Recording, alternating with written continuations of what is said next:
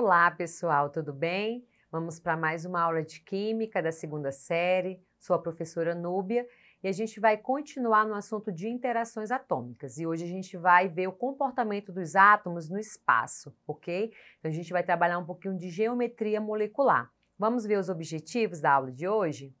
Então, o primeiro objetivo, nós vamos compreender as geometrias moleculares, vamos identificar os tipos de geometria das moléculas e vamos aplicar os conceitos nas atividades, ok? Então, para iniciar, a gente vai ver qual é o conceito de geometria.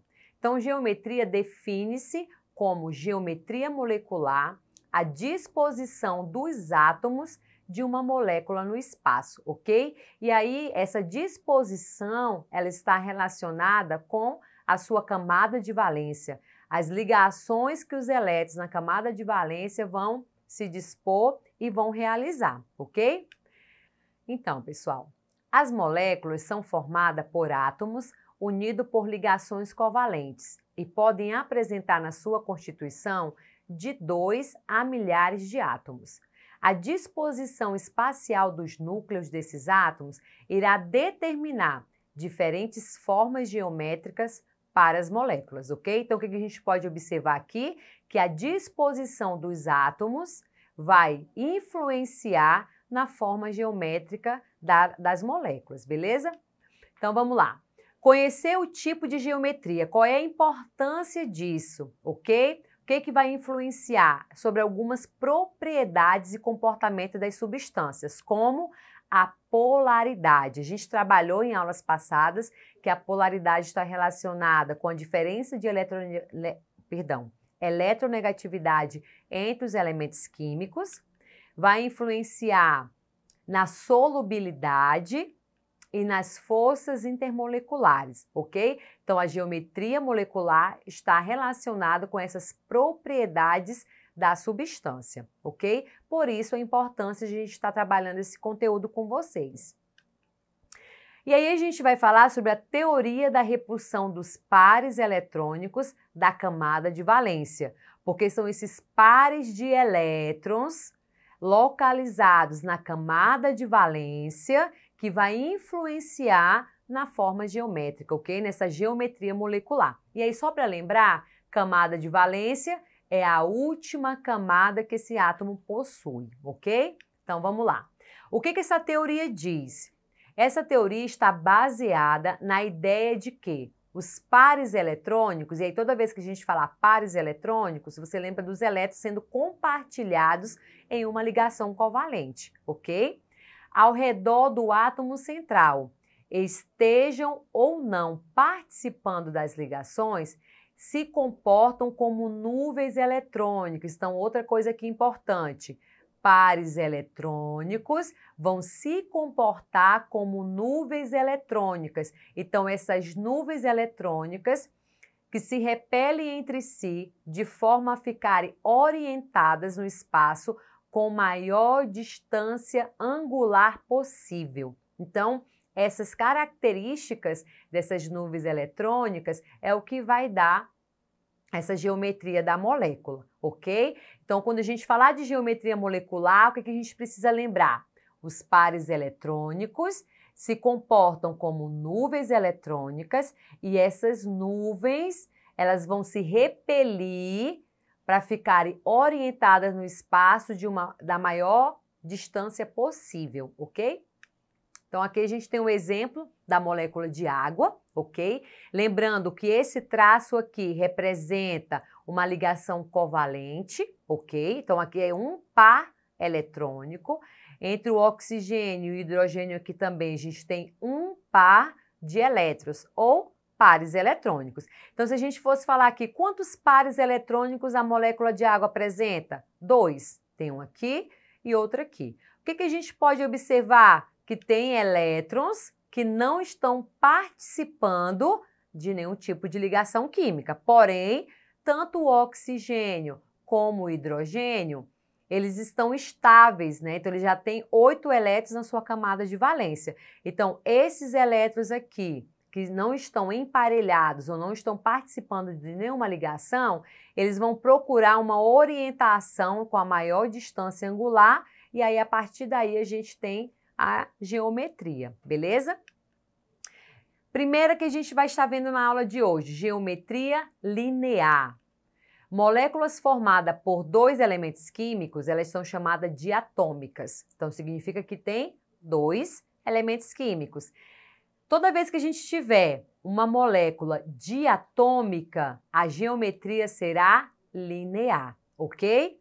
Independente dos átomos envolvidos na ligação formando essa substância, beleza? A gente vai ver aqui o exemplo, ó. Nós podemos ter uma molécula diatômica polar, significa que ela tem polos. Se ela tem polos, tem diferença de eletronegatividade. Se existe essa diferença, porque é formada por átomos diferentes. Então, nós temos aqui, ó, HCl. Então, é um ácido clorídrico formado por dois elementos químicos diferentes. É uma molécula diatômica polar, ok? E a molécula diatômica apolar, e aí ela é formada por dois átomos iguais. Ela é apolar porque não possui diferença de eletronegatividade, porque os átomos são iguais, ok? E aí a gente tem aqui a geometria linear, beleza? Nós temos também a geometria angular.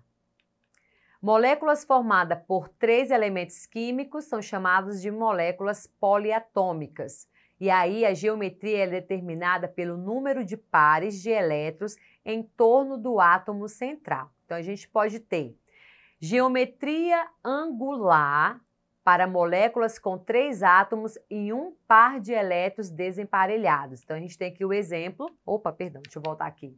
A gente tem aqui o exemplo do SO2. Então, a gente tem aqui a fórmula molecular, mostrando para a gente quem são os elementos químicos e a quantidade de cada um deles.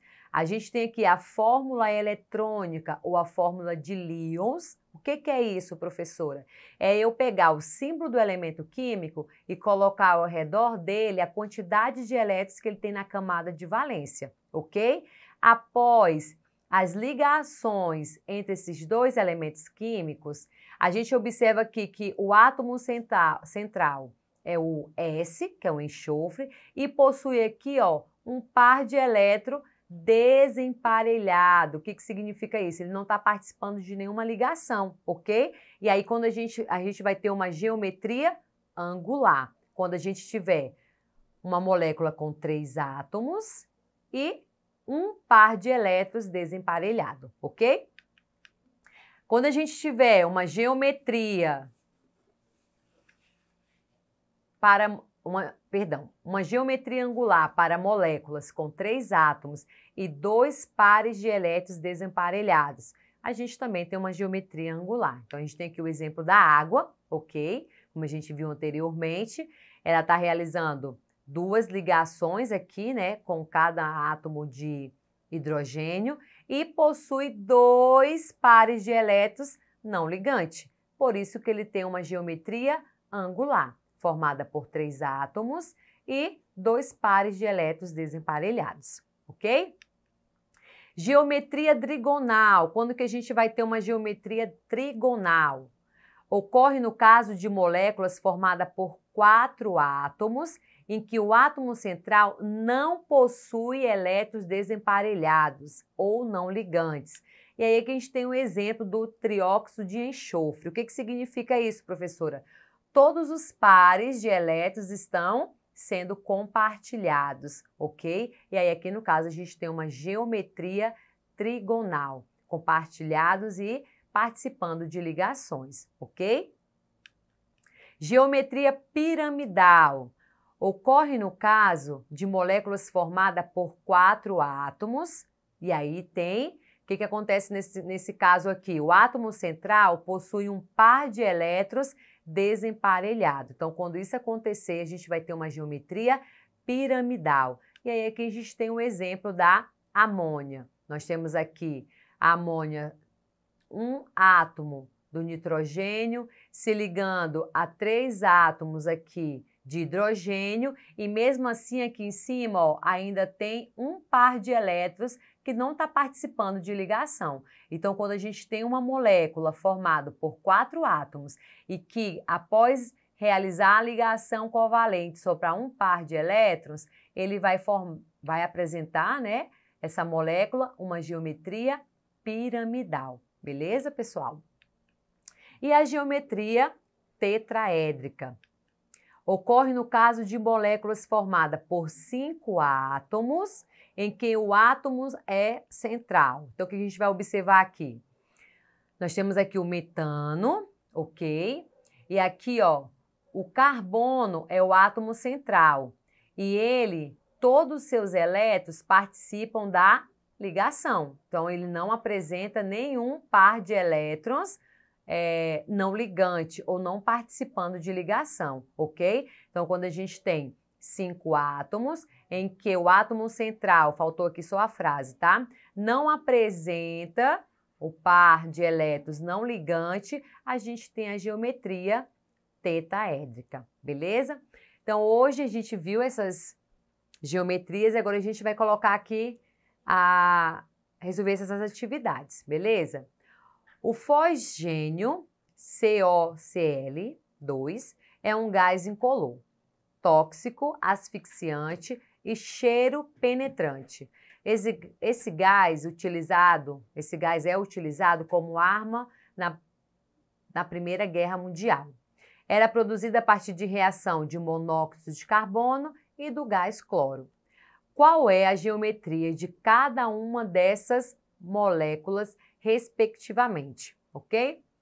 Então, a gente vai observar aqui, ó, a primeira substância, o átomo central, aqui a gente tem o carbono se ligando ao oxigênio e a 2 átomos de cloro, ok? Então, a gente vai aqui ter uma geometria trigonal, plana. A segunda é o CO, monóxido de carbono, então a gente vai ter aqui uma geometria linear, ok? E aqui a gente vai ter o gás cloro também apresentando uma geometria linear. Então, a resposta correta é a letra E, ok? Questão 2. Relacione as moléculas com as suas respectivas geometrias moleculares. Então, aqui na primeira coluna, a gente tem as geometrias moleculares e na coluna 2, a gente tem alguns exemplos de algumas moléculas, ok? Então, a gente vai começar pela linear. Quem é a linear? CO2, ok? Quem é a angular? SO2. Quem é a trigonal plana, como a gente viu na aula, né? SO3. A pirâmide trigonal NH3 e a tetraédrica CF4, ok? Pessoal, por hoje é só. A gente trabalhou sobre a geometria, a gente viu as principais. Não deixe de acessar a plataforma Eduque, não deixe de estar revendo esse conteúdo. Bons estudos e até a próxima!